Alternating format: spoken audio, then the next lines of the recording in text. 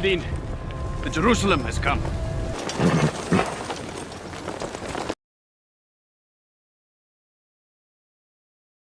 Maimonides is one of the most prolific philosophers of the Middle Ages, born in Córdoba, Spain, under Islamic imperial rule of Andalusia, during what some scholars consider to be the end of the golden age of Jewish culture in the Iberian Peninsula. In 755, Spain was conquered by the Muslims, which was welcomed by the Jews, as the Christians had treated them hostilely. Under Islamic law, Jews were allowed to live as dhimmi, essentially second-class citizens. However, this was generally preferable considering Christian persecution was often murderous towards the Jews. It was a trying time for the Jews of Spain. The Almohads, a fanatical Islamic movement bent on establishing a caliphate, were gradually overrunning the Iberian Peninsula. Countless Jews were murdered, others were forced to convert, while many families fled Spain. Maimonides was 10 years of age when his family was forced to flee. They settled in Fez, Morocco, where his brilliant father shaped him into a Talmudic scholar of repute. He also mastered what we call chokhmah, which is the universal wisdom of humankind. He knew the works of Aristotle and Plato and the Islamic interpreters and so on. Maimonides also became an expert in astronomy and medicine. In 1165, the family journeyed to the land of Israel, but unable to settle, they continued to the large Jewish community of Cairo, where Maimonides married and settled down. He then devoted a complete decade, approximately from 1168 to 1177, to producing his crowning literary achievement, the Mishnah Torah.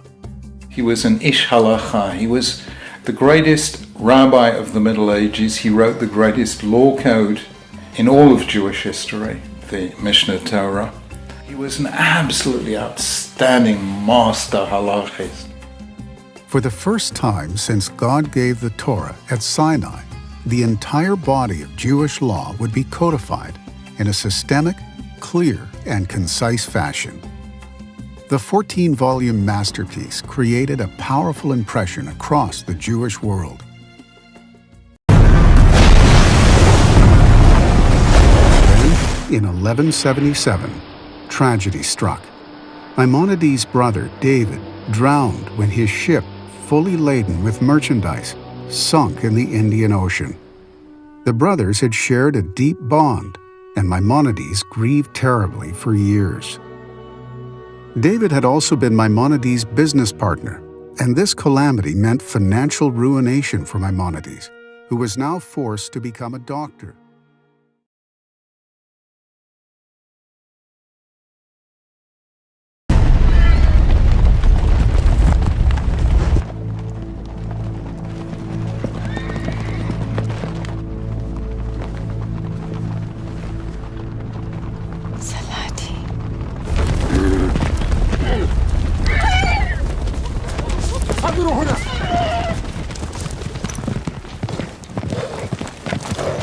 I pray you pull back your cavalry and leave this matter to me. I pray you retire unharmed to Damascus. Reynald of Chatillon will be punished. I swear it. Withdrawal, we will all die here.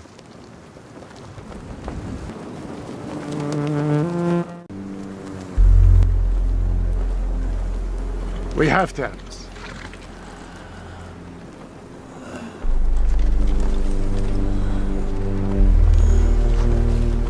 I will send you my physicians. His expertise soon caught the attention of the Egyptian ruler Sultan Saladin, who appointed Maimonides to the position of royal physician. Maimonides also served as the leader of Egyptian Jewry. He juggled his time between his royal duties, treating private patients, serving as a statesman for the Jewish community, teaching Torah, and discussing medicine, philosophy, and science with his non-Jewish audiences. Maimonides described his schedule in a letter to a dear student, Rabbi Samuel ibn Taban of Provence. I live in Fastad, and the Sultan lives in Cairo. I must see him every morning to check on his health. As a rule, I am in Cairo early each day, and even if nothing unusual happens, by the time I get back to Fostad, half the day is gone. When I come home, my foyer is always full of people, Jews and non-Jews, important people and not, judges and policemen. I apologize and ask that they should be kind enough to give me a few minutes to eat. That is the only meal I take in 24 hours. Patients go in and out until nightfall. And sometimes, I swear to you by the Torah, it is 2 hours into the night before they are all gone. I talk to them and prescribe for them, even while lying down on my back from exhaustion. On Shabbat, the whole congregation, or at least the majority of it, comes to my house after morning services, and I instruct the members of the community as to what they should do during the entire week. We learn together in a week fashion until the afternoon. This is my schedule. His quill hardly saw any rest either. Jewish communities from distant lands sought his advice and rulings on Jewish law, and Maimonides felt compelled to pen yet another literary masterpiece to forestall a developing crisis in Jewish faith.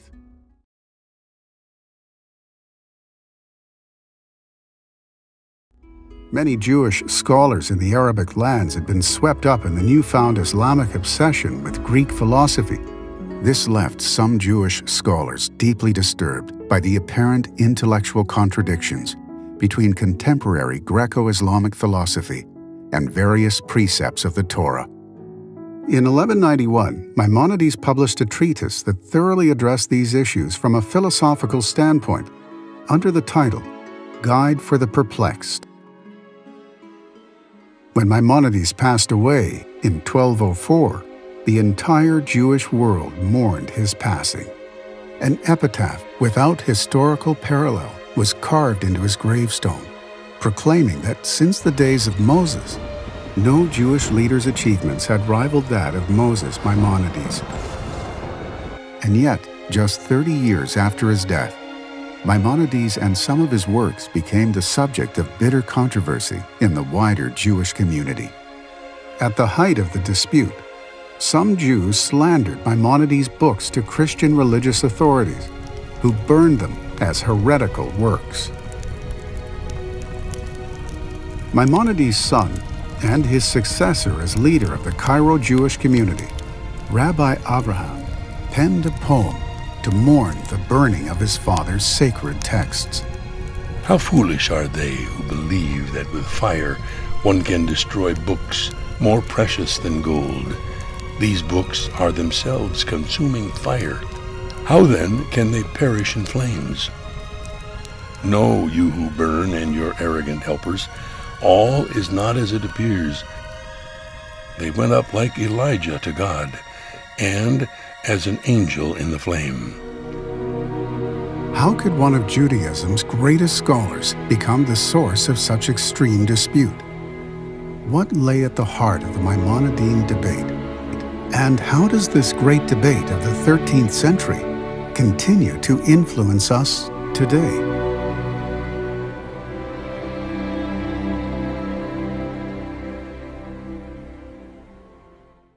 Maimonides was a brilliant polymath who deployed rationality and logic in his application of theology. In the midst of medieval darkness, such ideas were often dangerous to the reigning theocrats in government. After his death, it became easier for zealots to denounce his philosophy as heretical. Maimonides was unorthodox in his views, and although influenced by Islamic culture, he was in great contrast to Muslim theology, and it is said that he once called the so-called Prophet Muhammad the madman. His views towards the Christian Messiah were even more strident. The iconic columnist Christopher Hitchens once decreed, "There's only one people that's still around that met both these impostors and said, no. No sale. Don't believe it. They saw Jesus of Nazareth and they spat in his face.